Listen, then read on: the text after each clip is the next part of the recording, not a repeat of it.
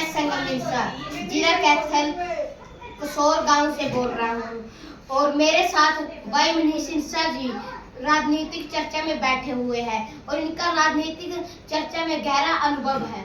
मैं इनसे एक सवाल पूछना चाहता हूँ। भाई मनीष जी, बीजेपी को तीसरी बार आने का मुख्य कारण क्या है?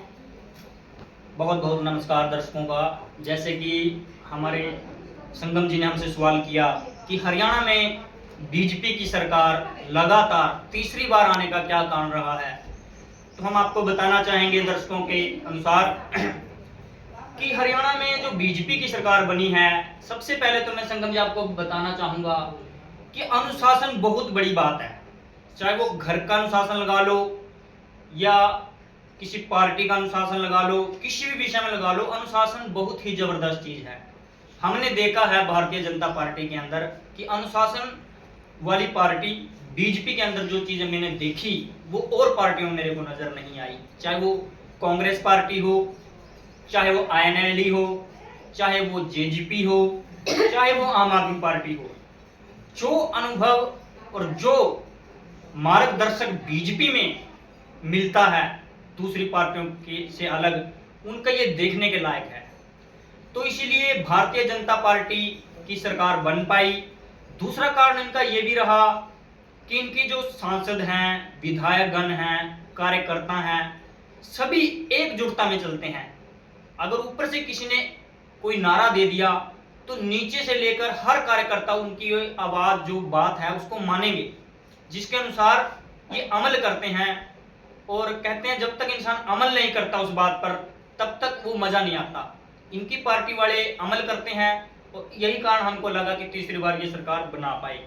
कांग्रेस के अंदर फूट थी, चाहे वो भूपेंद्र सिंह हुड्डा जी थे, चाहे वो कुमारी शैलजा जी थी, रणदीप सुरजेवाला जी थे, अलग अलग गुट बने हुए थे। तो जनता जनार्दन जो हरियाणा की थी ये विश्वास नहीं कर पा रही थी कांग्रेस पर कि इनका नेता कौन होगा। ये आपस में ही मुख्यमंत्री के दावेदार के रूप में लड़ रहे थे। बीजेपी ने अपना चेहरा नायब सैनी के रूप में उन्होंने घोषित कर दिया था, जिसके कारण ओबीसी वर्ग का जो वोट बैंक हमको जो लगा वो सारा का सारा बीजेपी में शिफ्ट हो गया।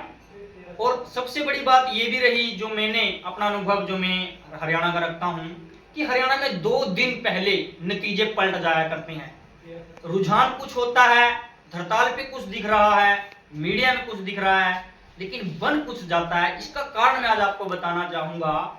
एक संस्था है हरियाणा में, डेरा सच्चा सौदा सिरसा, उनका एक राजनीतिक विंग है।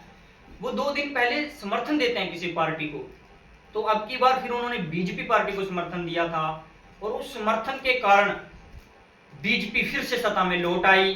क्योंकि उनकी वोट जो बैंक है वो कभी टूटता नहीं है, उनका वोट बैंक बिल्कुल जबरदस्त है। एक बार उनको सुनाई दे कि किसको वोट डालना है वो उसी को ही वोट डालते हैं। इसी कारण से बीजेपी सत्ता में आ गई। लेकिन रुझान कांग्रेस के लग रहे थे, लेकिन ऐन वक्त पर डेरा सच्चा सौदा की जो राजनीतिक विंग है उसने पासा पलट दिया और फिर से बीजेपी की सरकार बन गई।